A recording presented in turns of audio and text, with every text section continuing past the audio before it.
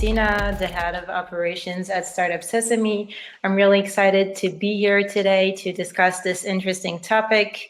Startup Sesame is the global network of tech events. We work closely with 30 partner events in more than 20 countries.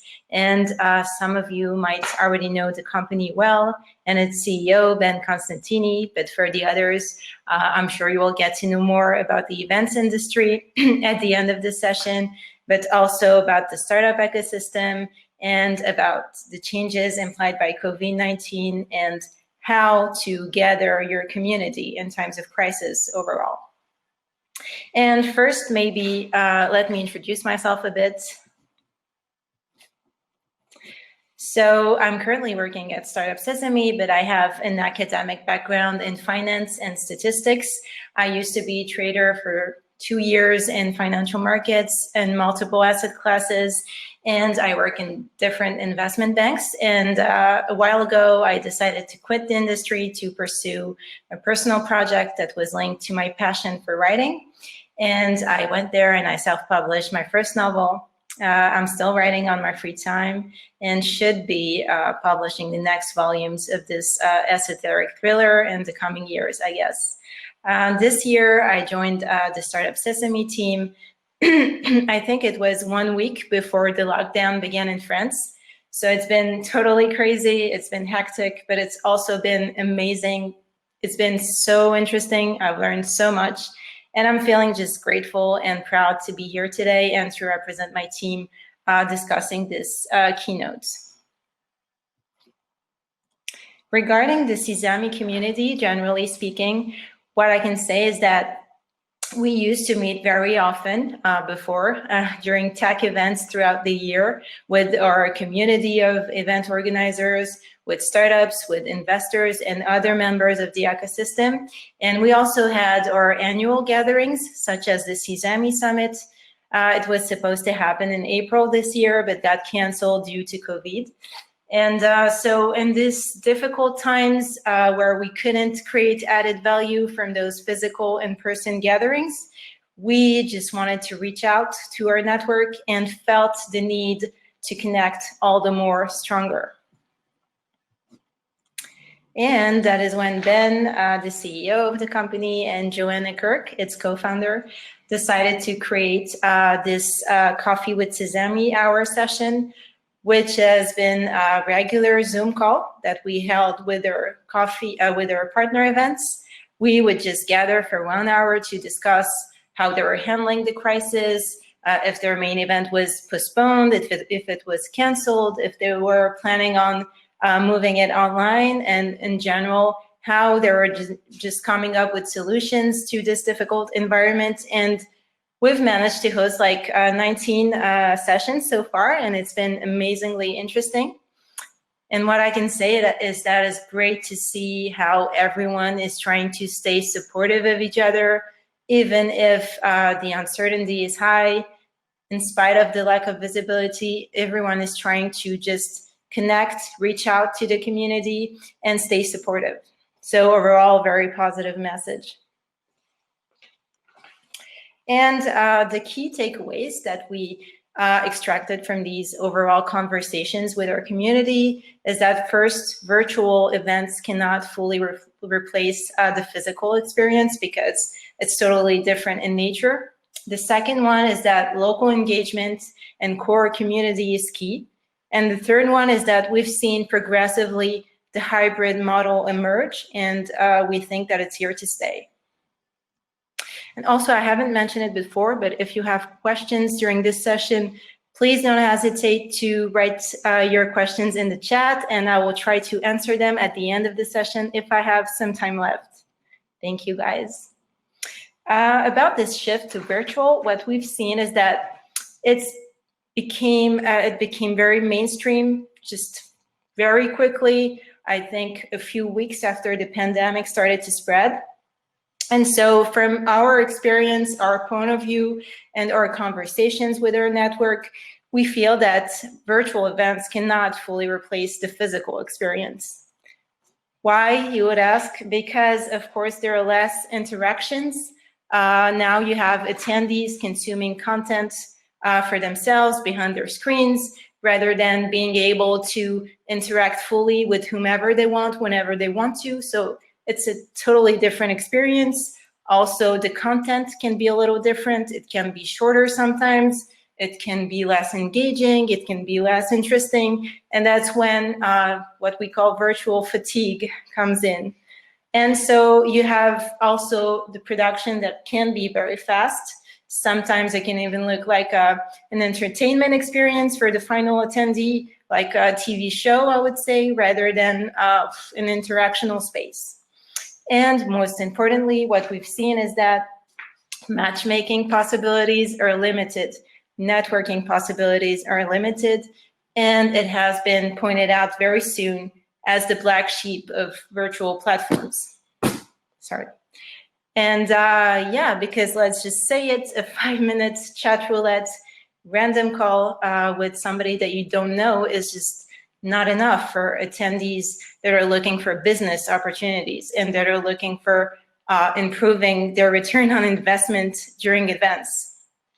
And so here again, the event organizers had to come up with creative solutions, innovative solutions in order to tackle these obstacles, and they've managed to do it perfectly so far. The key takeaways for you guys, even if you're a startup or either you're an event organizer or if you're an investor, it's very important actually to show your close community that you're still there, you're still very active on a business level. So you do not want to hesitate to hop in some calls with your clients, to suggest discussions with your clients, even to engage new discussions with potential partners. The idea is just to show that you're open-minded, that you're still very active, very present. You're not helpless and motionless in the face of this crisis. This will help you just send the right message to your network. And one way to do this, actually, to show that you're one step ahead, that you're mastering this new environment, and that you're very focused on your business activity, is that you can consider hosting your own online event if you haven't done so before. It will help you, as I said, convey the right message. It will help you gather virtually with all of your network, or maybe a little part of your network. And actually, it will help you communicate well on what you're actually doing right now. So it's a good idea. The second observation that we've made is that local engagement and core community is key. It's very important. Soon enough, we've seen local programs and smaller ecosystems that were prioritized in order to generate this higher level of engagement. And we've also seen event organizers put matchmaking solutions in the front line, because as I said before, they were trying to replicate this physical experience and this networking possibility to create and generate business opportunities for their clients who were very demanding. Also, what we've seen aside of that is that a lot of new initiatives have popped up in the market, like, for example, multiple hackathons, startup competitions, virtual guidebooks, educational webinars, and I'm missing some. But the idea is just to not only educate yourself around the changes implied by COVID-19, but also educate your target audience around them.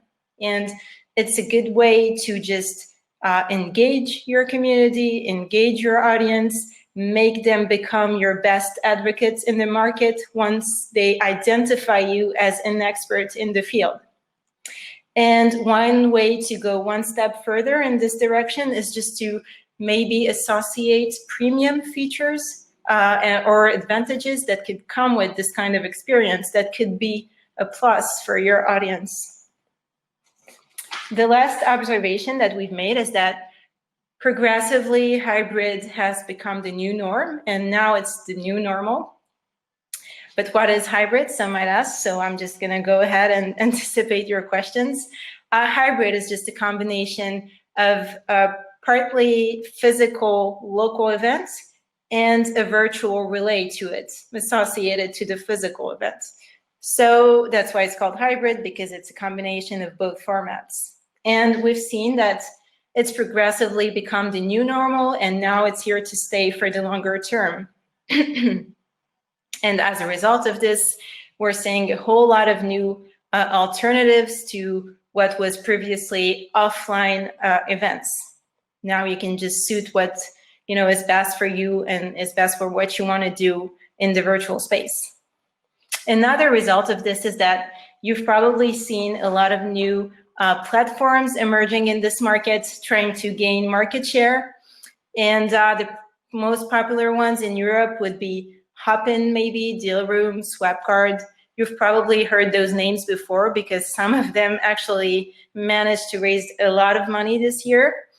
We've came up with this little benchmark. I will share the link at the end of the session so that you guys can take a look. I think it can be helpful because you will get the brochures, you will get the websites, maybe a little bit more information about the providers. So yeah, I will share it after this session. The result of this as well is that if you haven't organized your own online event, you should definitely do so. It's a good idea because first, as I said, we don't know when we're going to get back to normal. And with the second wave coming at us in Europe, it's going to be all the more uncertain. And before you just go ahead and organize your own online event, what you want to do is just consider a few key factors. First of all, identify your needs, identify your goals, what you want to communicate about, but also define who can be your target audience. It might be your entire network, it might be a smaller part of your network, and also you want to identify potential partners to do this with. And lastly, what I can say is that you need to start ASAP, because the sooner you will start it, the sooner you will master these new skills, the sooner you will position yourself as an expert in this domain, and the sooner you will communicate about what you're actually doing with your company. So start right after this call, I suggest. As a conclusion, what I can say is that using this new environment to just seize the opportunity to connect virtually with your network is definitely a good idea. As I said, not only it will help you communicate well to your community, but it will definitely help you improve your return on investment. It will definitely help you find new business opportunities and maybe seal partnerships that you wouldn't have thought of before. And eventually, all of this new initiatives will help you become stronger.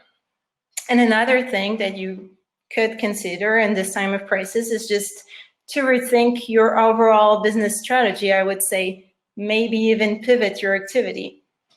If it's either to go into a total different direction or just to reinforce some key activities in your company, this is a time where you want to sit down, relax, and think about it. Okay, who we are, what do we want to communicate about? Should we stop this activity? Should we reinforce this one? It is very important. And in general, what I've seen from my personal experience is that crisis forces every one of us to just sit back and make these difficult decisions. They might seem like very difficult decisions, but in the end, they're going to be the right decisions for your company, and you're going to see it in the years after. And if you don't take them, you might not even survive. So it's very important to do so. On our side, what I can say is that the crisis has definitely made us stronger. It has definitely made us rethink our product strategy. And we've spent some hours on this with Ben, for example. And we managed to come up with innovative and creative ideas. In fact, we are launching our product in the coming weeks. So we're very excited about it. And we wouldn't have been able to do this if we didn't take the time to fully rethink our strategy. So yeah, take some time to do this as well. And to wrap up this call, I would just say that if you're an event organizer, you haven't participated in the Coffee with Sesame yet, please join us. The next session is on Tuesday, 2 p.m. It's for an hour. It's not long. It will help you get insightful conversations with other event organizers. I'm sure you will love them. So I'm going to share the link in the chat, and you can register for the Zoom call later.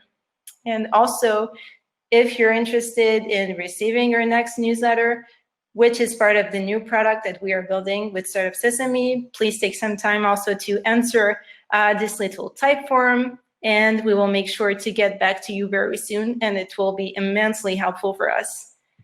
Yeah, thank you. We're getting to the end of this session. I'm just gonna share the links in the chat right now. If you have any questions, please don't hesitate to drop me an email or to contact me via LinkedIn. I will make sure to answer very soon to your questions. Let me just copy paste everything in the chat right now. Thank you so much for joining me today. It's been a pleasure. And there you should have everything. Oh, actually, let me just copy one by one. I think it will be better. And I think this has been, I hope this has been helpful for you guys. Thank you, everyone. I can see your messages. Thank you, Sebastian. Thank you, Johan. Thank you, Alf.